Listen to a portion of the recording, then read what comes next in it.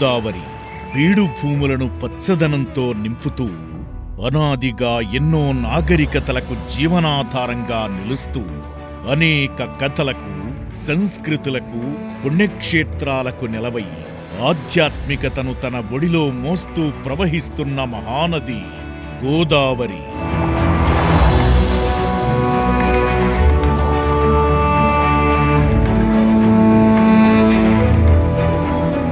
నిత్యం ప్రవహిస్తున్న ఈ గోదావరి తల్లి మానవాళి ఆకలిని, అవసరాలను ఎలాగైతే తీరుస్తుందో, మనిషికి అత్యంత ఆవశ్యకమైన జీవిత ధ్యేయాన్ని సూచిస్తూ మానవాళికి దిశానిర్దేశం చేస్తూ అత్యంత ఆవశ్యకమైన ధ్యానాన్ని, ఆత్మజ్ఞానాన్ని బోధిస్తూ ఆత్మదాహాన్ని తీర్చడానికి వెలసిల్లిన మహాశక్తి క్షేత్రం శ్రీ వశిష్ఠ గౌతమి పిరమిడ్ ధ్యాన శక్తి క్షేత్రం.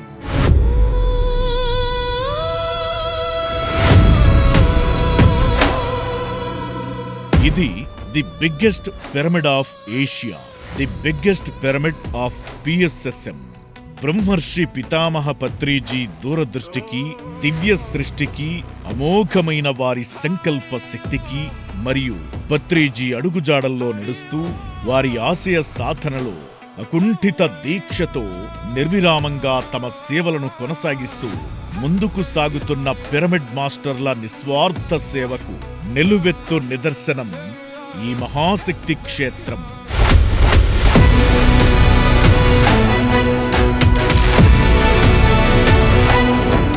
2010లో ప్రారంభమై 16 సంవత్సరాల సుదీర్ఘ ప్రయాణంలో అంచెలంచెలుగా జీవం పోసుకుని సాక్షాత్కరించిన ఒక మహాద్భుతం శ్రీ వశిష్ఠ గౌతమి పిరమిడ్ ధ్యాన మహాశక్తి క్షేత్రం. ఈ డాక్యుమెంటరీ ద్వారా ఈ అద్భుత నిర్మాణం యొక్క అనేక విశేషాలను తెలుసుకుందాం.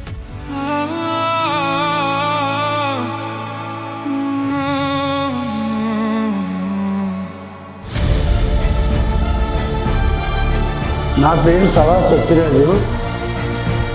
ఉత్తర గోదావరి జిల్లాలో నేను ధ్యాన ప్రచారం చేశాను.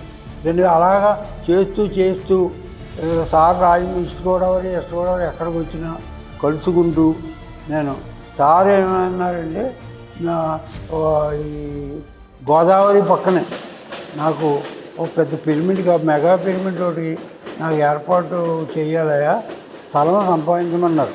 సారు ఈ గోదావరి కట్టిన మనకి గోదావరి ఒడ్డున పిరమిడ్ కావాలయ్యా నాకు అని, పిరమిడ్ వస్తుంది అని అందరితో చెప్పేవారట. శ్రీశైలం ధ్యాన మహాయజ్ఞంలో పత్రిజీ గోదావరి ఒడ్డున పిరమిడ్ కావాలని అనుకోవడం జరిగిందండి. తర్వాత ఆ యజ్ఞంలో నేను, శంకరెడ్డి, ఇంకా కొంతమంది ఆ యజ్ఞంలో ఉన్నప్పుడు మమ్మల్ని కేకేసి నాకు గోదావరి దగ్గర స్థలం కావాలి, అక్కడ పిరమిడ్ కావాలి, పెద్ద పిరమిడ్ కావాలి. అప్పుడు నేను, శంకరెడ్డి గారు ఇంకా కొంతమంది కలిసి ఇక్కడ 2-3 చోట్ల ప్లేసులు చూడటం జరిగింది. నెక్స్ట్ ఇక్కడికి వచ్చిన తర్వాత ఇక్కడ ఇది 25 ఎకరాలు చూడటం జరిగింది.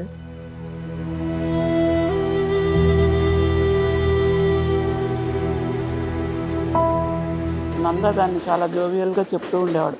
మమ్మల్ని నిద్రపోతున్నా కూడా, ట్రైన్లో వెళ్తున్నా, కార్లో వెళ్తున్నా, అదిగో చూడు పిరమిడ్ అని మమ్మల్ని లేపేసేవారు సారు అని దాన్ని ఒక చక్కగా జోవియల్గా చెప్పేవాడు. అట్లా పిరమిడ్ తర్వాత మాకు ఇక్కడ కావాలి అని ఇక్కడ పెద్దలతో చెప్పడం, రాజమండ్రి వాళ్ళు ఇక్కడ అందరితో ఆ అన్వేషణ, స్థలాన్వేషణ జరుగుతూ ఉన్నప్పుడే అక్కడ ఇక్కడ అని చాలా చూశారు.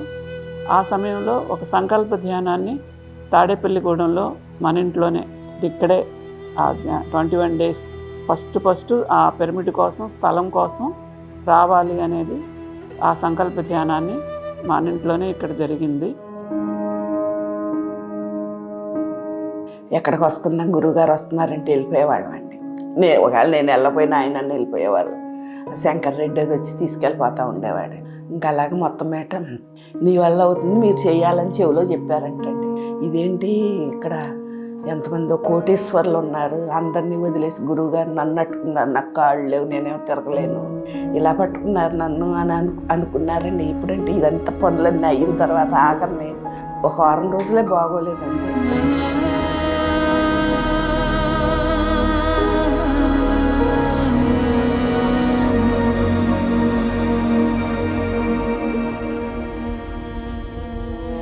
అప్పుడు మనసు మీద ఉండగా అనుకున్నారు. అంత